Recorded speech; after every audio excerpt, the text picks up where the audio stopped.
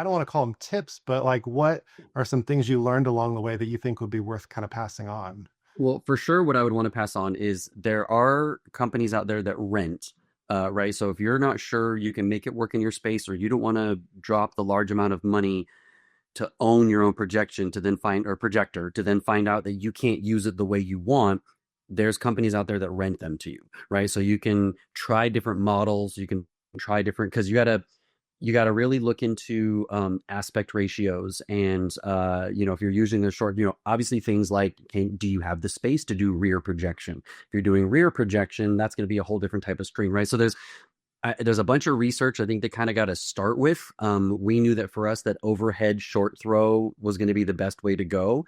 It has its limitations, and I can talk through those at some point if you want.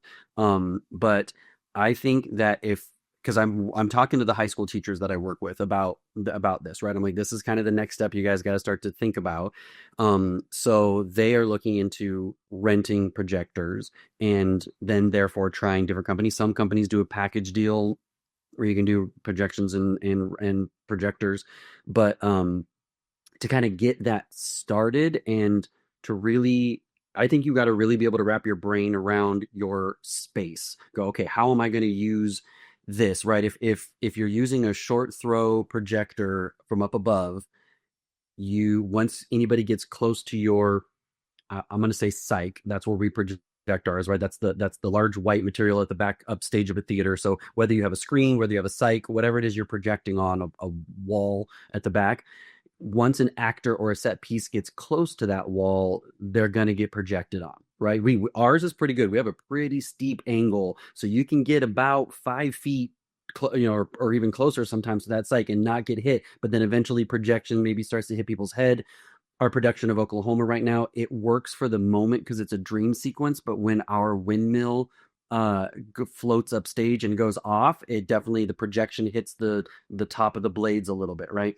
So realizing that you're going to open yourself up to new complications. But I believe, in my opinion, that the benefits definitely outweigh the cons. There's the pros outweigh the cons when it comes to it because the number of backdrops that you can have versus in the back of the day of physical, right? If you're working in a high school that has a fly system and you're using standard backdrops, the cost of that, not to mention the shipping, the hanging, the right de-wrinkling, right refolding, shipping off again, right? Just the hassle of all of that for a large price for let's say maybe 4 to 7 backdrops, you can maybe get 10 to 15 backdrops for half the price, right, and not have all that hassle. Right. So kind of feel like I'm off base there a little bit, sorry, but I definitely think for entry level, I don't know if it's the right thing to say, but I would look into renting. I would look into renting to try it, right, before making a leap.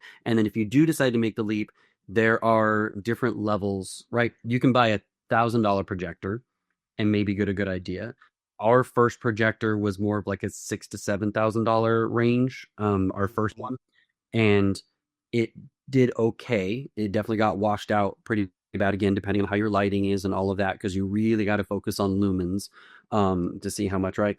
So then to where our high end projector now is really really good.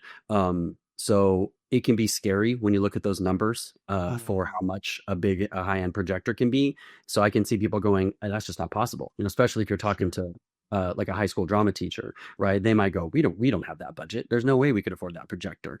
You're like, okay, well, maybe for a while, can you rent one every time? You know what I mean? Can Sure. you projector for each? But can that be part of your budget? You know what I mean? That maybe it's $400 every budget rather than you're looking at having to drop thousands and thousands of dollars. Right, right.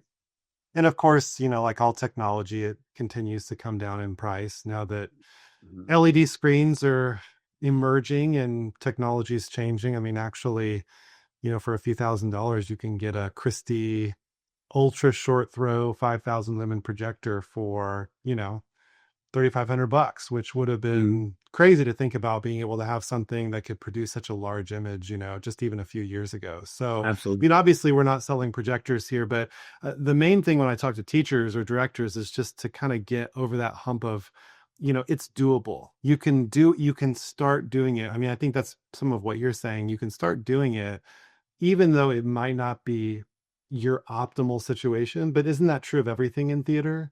It's like you kind of start at a certain level and then you just kind of graduate and you evolve as you go. So anyways, I think that's really encouraging to hear that. I think for a lot of people, because like you're saying, once you get that projector in place, that's kind of the initial investment, right? Hmm. Then you're really just talking about refreshing your artwork, your content, your animations, and that's exciting because as we talked about a lot, you can do that in any style. You Hmm. can do, you know, you can obviously create your own content, or you can, you know, you can work with somebody who can help you.